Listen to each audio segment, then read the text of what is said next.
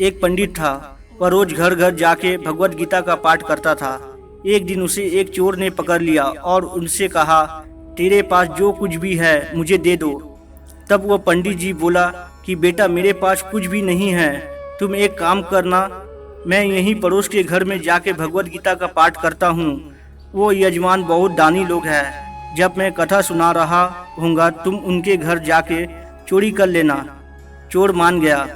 अगले दिन जब पंडित जी कथा सुना रहे थे तब वो चोर भी वहाँ आ गया। तब पंडित जी बोले कि यहाँ से मिलो दूर एक गांव है वृंदावन, वहाँ पे एक लड़का आता है जिसका नाम कान्हा है। तो हीरो जवाहरातों से लदा रहता है।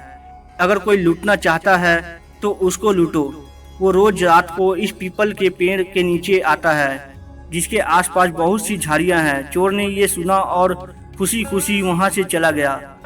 वो चोर अपने घर गया और अपनी बीवी से बोला, आज मैं एक कान्हा नाम के बच्चे को लूटने जा रहा हूँ, मुझे रास्ते में खाने के लिए कुछ बांध कर दे दो। पत्नी ने कुछ सत्तू उसको दे दिए और कहा कि बस यही है जो कुछ भी है।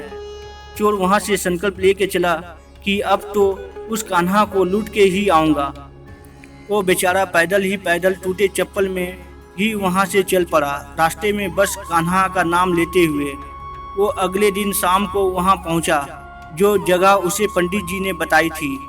अब वहाँ पहुँच के उसने सोचा कि अगर मैं यहीं पर खड़ा हो गया तो बच्चा मुझे देखकर भाग जाएगा, तो मेरा यहाँ आना बेकार हो जाएगा। इसलिए उसने सोचा क्यों ना पास वाली झाड़ियों में ही छुप जाऊं। वो जैसे ही झाड़ियों में घुसा, झाड़ियों के कांटे उसे चुभने लगे। उस समय उसके मुंह से एक ही आवाज़ आई, कान्हा कान्हा। उसका शरीर लहू लुहान हो गया, पर मुंह से सिर्फ यही निकला कि कान्हा आ जाओ, कान्हा आ जाओ। अपने भक्त की ऐसी दशा देख के कान्हा जी चल पड़े। तभी रुक्मणी जी बोली कि प्रभु कहाँ जा रहे हो, वो आपको लूट लेगा।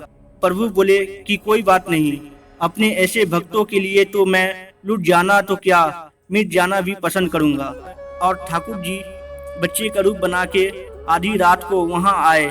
वो जैसे ही पेड़ के पास पहुँचे, चोर एकदम से बाहर आ गया और उन्हें पकड़ लिया और बोला कि ओ कान्हा, तुमने मुझे बहुत दुखी किया है। अब ये चाकू देख रहा है ना, अब चुपचाप अपने सारे गहने मुझे दे दे। कान्हा जी ने हंसते हुए उसे सब कुछ दे दिया। वो चोर हंसी खुशी अगले दिन अपने गांव में वापस पहुंचा और सबसे पहले उसी जगह पर गया जहां पर वो पंडित कथा सुना रहे थे।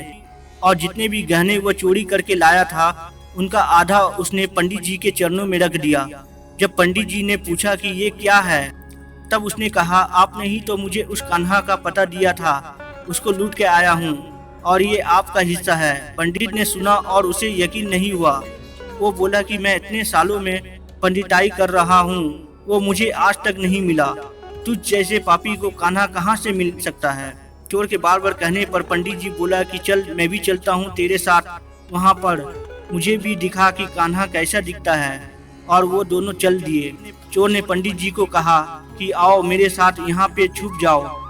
और दोनों का शरीर लहू लुहान हो गया और मुंह से बस एक ही आवाज़ निकली, कान्हा कान्हा आ जाओ। एक मध्य रात्रि कान्हा जी बच्चे के रूप में फिर वहीं पर आए और दोनों झाड़ियों से बाहर निकल आए।